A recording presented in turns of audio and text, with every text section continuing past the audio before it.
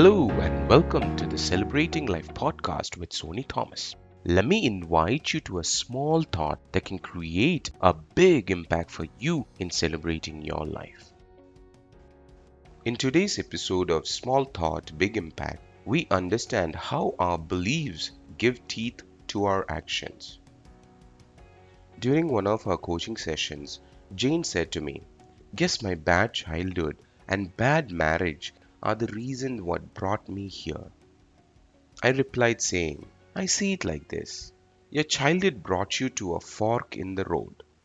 Thankfully, you had the self-belief and the courage to choose the better path. And for that, you need to give yourself credit, not the bad childhood." She let the words sink in for a moment and then she exclaimed back, "Wow, that's amazing how you put it. It's true. Because my sister could not make the choice. She is still bitter, she is still stuck." Deep down, Jane believed in herself and her purpose for existence.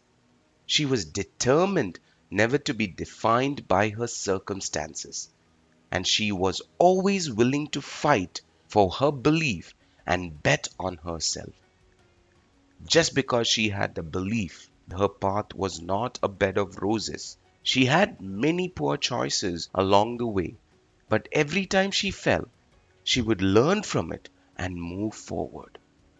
And that resilient spirit is an outcome of the belief that she does not want to be defined by her circumstances. Jane today is on her way to become a very successful person in all avenues of her life, professional, personal, and social. It all stemmed from her belief that she is bigger than her circumstances. In the course of our coaching program, Noor shared with me that her husband Omar does not care for his health. Even after she persistently pesters him about it, he doesn't even take the effort to walk in our front yard, she grumbled. We looked deeper into her situation to identify possibilities. I asked Noor, "How about you? How do you take care of your health?" For which her knee-jerk reaction was, "I'm too busy taking care of things at home and Omar. I don't have time for it. After all, he's the one that needs it. I do a lot of work at home." We did a time tracking exercise and it revealed that if she plans her domestic work better, she will have almost 2 hours daily for herself, where she can, if she chooses to, she can easily step out for a 15 minutes of health time. She was surprised with the time we found. Her immediate response, it was not relief or excitement. Rather, it was excuse making and discomfort. She was not willing to accept what we found and instead tried to cook up reasons why it would not work. This is the truth, my friends. We are all guilty of callously hiding behind being busy, when in reality, we just do not want to do it.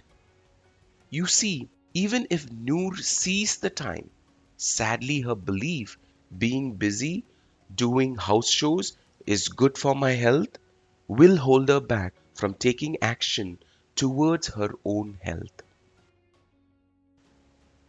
Jim Carrey once shared in an interview with Oprah Winfrey that he was struggling financially, but he believed he could make it.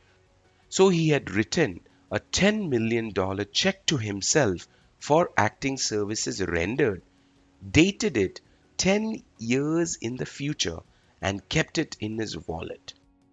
And just before the time was up, he found out he was cast in the movie Dumb and Dumber for $10 million. Jane, Noor, and Jim, what each person believed about themselves and their circumstances manifested as their reality. Our beliefs give teeth to our actions, where our actions are the gateway between the world of mind and the world of matter. Celebrating life is about the journey, and if I have brought value to your journey of life, I urge you to share this small thought with a close friend, a family member, or even a colleague so we can together build a happier world. For more thoughts on celebrating life, I invite you to stay connected with us by liking, sharing, and subscribing to the Celebrating Life community.